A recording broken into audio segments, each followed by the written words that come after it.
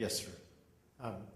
Senator, I'm a displaced Minnesotan, so I have some appreciation for your concern about the impact on Midwest agriculture. Life in Nebraska and Minnesota revolves largely around agriculture. But you've talked only about the costs and risks to your ranchers and farmers of this legislation. Do you have any concerns about the longer-term costs and risks of doing nothing if, as the vast majority of climatologists, we were headed to business as usual for several degrees of warming and dramatic increases in droughts in the plain states? We heard this morning that Kansas, your neighbor, is going to look like East Texas. Say a little bit about your concerns of the costs and risks of not doing something. Yeah, it's really a great question.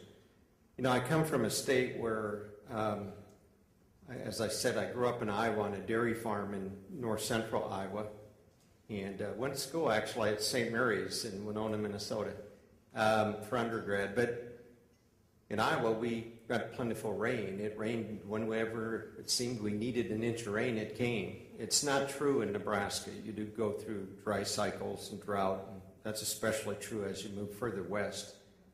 Eastern side of the state's a little bit more like Iowa. Here's what I would offer.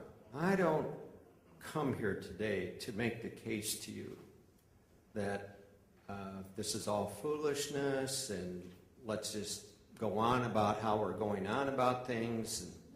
And, that's not the case I'm making today. I'm making the case that as an elected policymaker who hopefully is making thoughtful policy, when you challenge me on why did you vote this way? Did you understand the economic consequences for manufacturing or whatever? I want to be able to say, yes, I did, and here's the study or here's the analysis. There's no policymaker that could go back and say the EPA administrator said if we took another 5 weeks, we could get a modeling done, but I didn't want to wait for 5 weeks.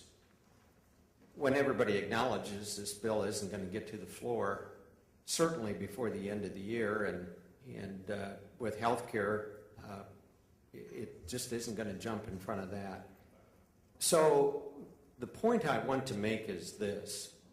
I am not ignoring the importance of this issue. I think it's a significant, important issue for all of us. What I am suggesting to you is I think the process is wrong, and there is a whole bunch of analysis and understanding and debate that needs to occur here, and I hope we take the time to allow it to occur.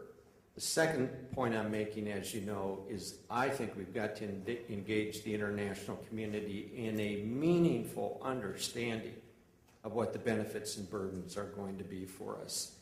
Otherwise, again, I think you just run into a problem of making the case that it was a sensible policy you're pursuing. So that's kind of how I approach really every issue, but I read this stuff and I go, whoa, that's not good.